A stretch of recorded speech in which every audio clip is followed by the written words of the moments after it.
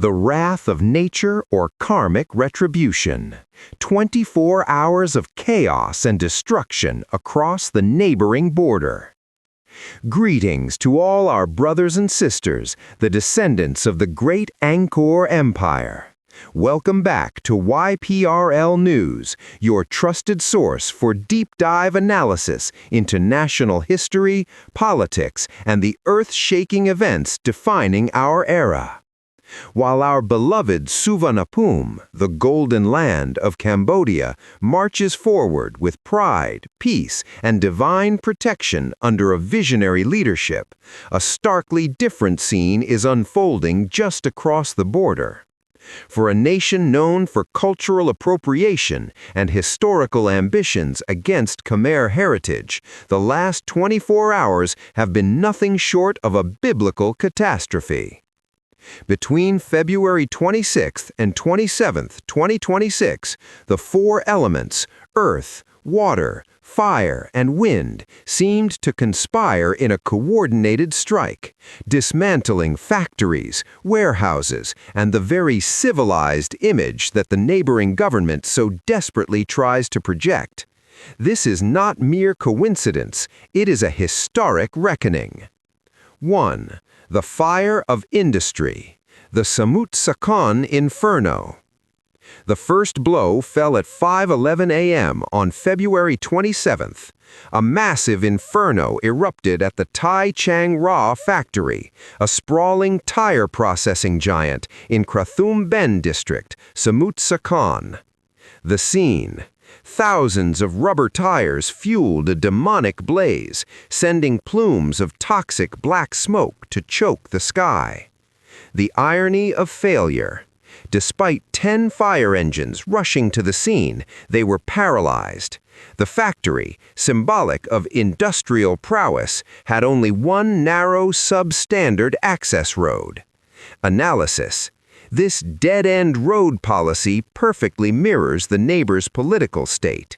While they boast of being an Asian tiger, they can't even provide basic safety standards for their own workers.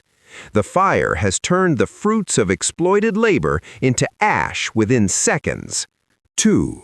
Fire at the temple gates, the Lam Phuong disaster.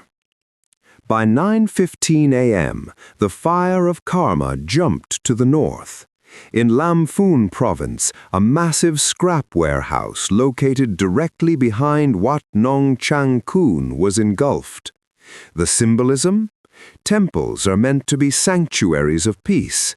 Yet, when fire licks the walls of a monastery, it suggests that even divine protection has been withdrawn from a land built on arrogance. The reality check?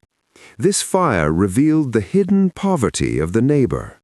While they claim to be a heaven of luxury, their citizens are reduced to scavenging plastic and scrap metal in the shadows of temples just to survive. 3.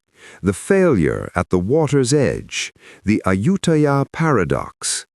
The destruction continued in the historic heart of Phra Nakhon Si Ayutthaya, a city built on the stolen architectural silhouettes of our Khmer ancestors.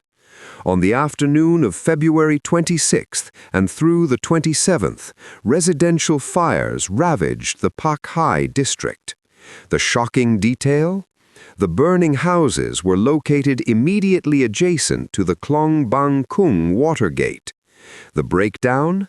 With a literal river at their doorstep, the authorities stood helpless. The lack of competence and the failure of the state apparatus meant that homes burned to the ground while surrounded by water. Nature and water refused to assist those who have spent centuries distorting history. 4.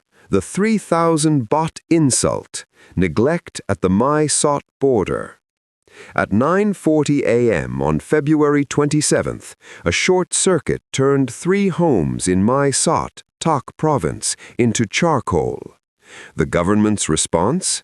After the families lost their entire lives, the local authorities arrived with an aid package of a mere 3,000 baht, approximately $85. The contrast? This is the true value they place on their citizens.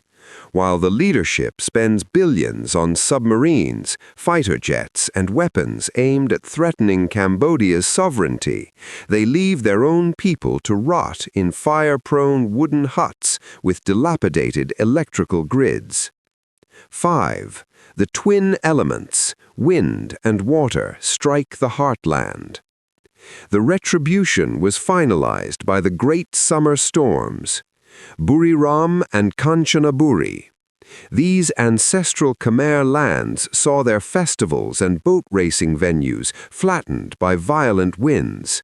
Tents and structures were reduced to rubble, injuring many. Nontaburi. Even near the capital, a massive state-owned electrical tent was lifted by the wind and tossed into high-voltage lines, causing explosions and city-wide panic.